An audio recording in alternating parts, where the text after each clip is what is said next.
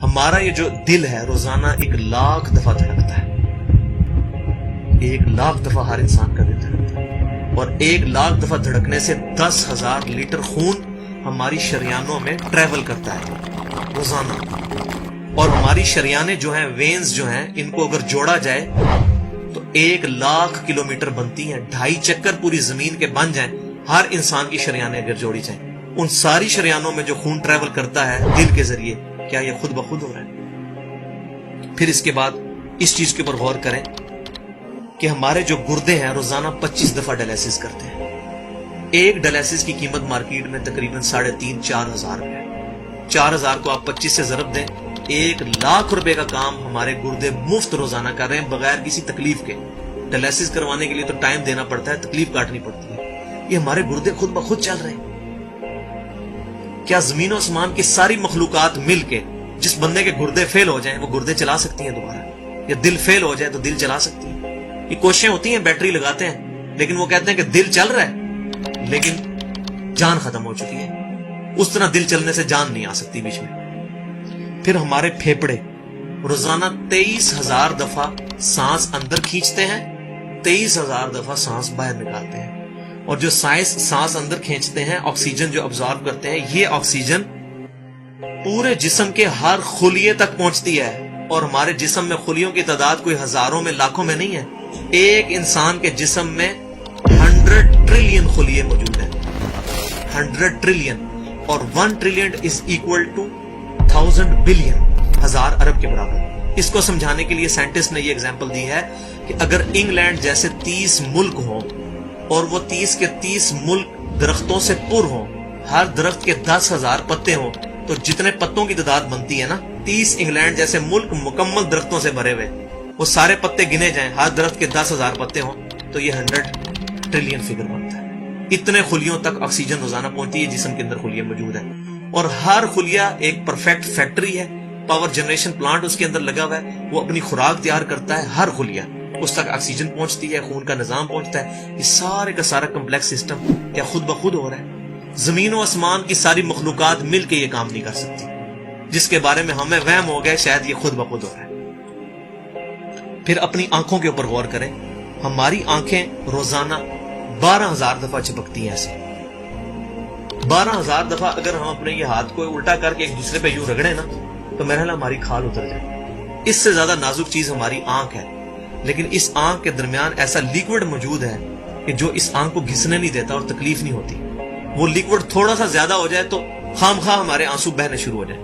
جیسے ہمارے گلے میں بھی تھوک موجود ہے، یہ تھوڑا سا زیادہ ہو جائے تو رال ٹپکنی شروع ہو جاتی ہے. کئی لوگوں کو آپ دیکھتے ہیں بیماری ہوتی ہے، ایک زیادہ مقدار میں ہو جائے تو رال ٹپک جائے، کم ہو جائے تو ہم بول نہ سکیں، ہمارا گلا خشک ہو جائے. کہ اتنا کمپلیکس نظام خود بخود ہو رہا ہے. اگر ہم روزانہ 12,000 دفعہ ایسے کریں نا آنکھیں خود سے تو تھک جائیں.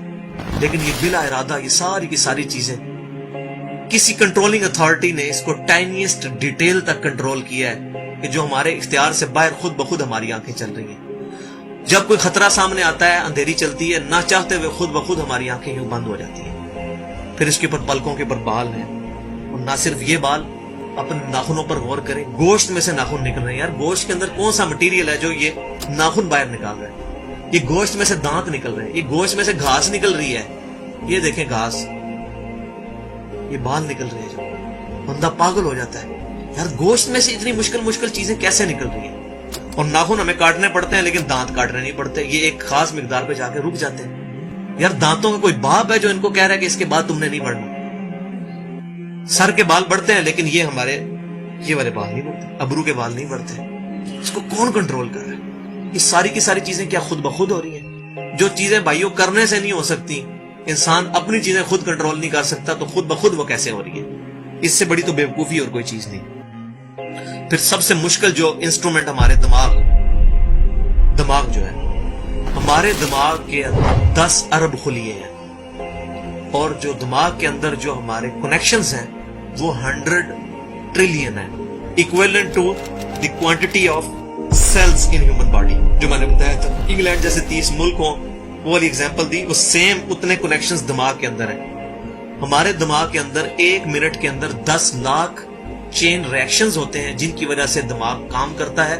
ایک کنیکشن بھی ان 100 ट्रिलियन कनेक्शन में से डिस्टर्ब हो जाए, हमारा दिमाग काम नहीं कर सकता। इतनी टाइनीस्ट डिटेल तक दिमाग को जो कंट्रोल किया है, ये क्या दिमाग खुद ब खुद अपने आप को कंट्रोल कर रहा है? जमीन और आसमान की सारी मखलूकात मिल के एक बंदे का दिमाग नहीं चला सकती अगर उसका दिमाग खराब हो जाए या कनेक्शन डिस्टर्ब हो जाए। ये अक्सर लोगों को ऐसा मसला होता है कि कहते हैं जी खून आ गया इसको और ये दिमाग जो है इसकी शरीयान फट गई, ये हो गया। तो ये जो 10 लाख पर मिनट रिएक्शंस हो रहे हैं, इनकी वजह से हमारे पूरे जिस्म का जो निजाम चल रहा है, हमारे सूंघने की हिस्स, हमारे चखने की हिस्स, हमारी देखने की हिस्स, बाकी सारे नर्व्स का सिस्टम जो है ये दिमाग कंट्रोल करता है इन्हीं रिएक्शंस के थ्रू। फिर इंसान अपनी रिप्रोडक्शन पर गौर करे कि इंसान पैदा किससे हुआ है? मनी के एक कतरे से। मनी के एक कतरे के अंदर 1 करोड़ 20 लाख स्पर्म्स मौजूद होते हैं। हर मनी के कतरे में इतनी ताकत मौजूद है कि 1 करोड़ 20 लाख इंसान उसमें से पैदा हो सकते हैं एक कतरे में से। और उन 1 करोड़ 20 लाख स्पर्म में से सिर्फ एक स्पर्म जो है वो गाइड होता है। वो एक पूरी स्टोरी है, अगर मैं सुनाऊं उसके लिए घंटों चाहिए। और वो जाके जो मदर की ओवरी जो है उसको जाके फर्टाइल करता है और वहां प्रेगनेंसी ठहरती है और बच्चा बनना शुरू हो जाता है। उस एक स्पर्म को कौन रास्ता दिखाता है और वो किस मुश्किल रास्तों से गुजर के वहां तक पहुंचता है, इंसान पागल हो जाता है। अब नेशनल ज्योग्राफिक पे ये वीडियो चलाई थी, उन्होंने सारी चीजें दिखाई थी, तो इंसान पागल हो जाता है उस चीज को देख। तो ये जमीन और आसमान की सारी मखलूकात मिल के क्या एक बच्चा बना सकती है? पागल हैं सब के सब लोग, परेशान हो जाते हैं कि मनी के एक कतरे से इतना बड़ा इंसान कैसे बन जाता है।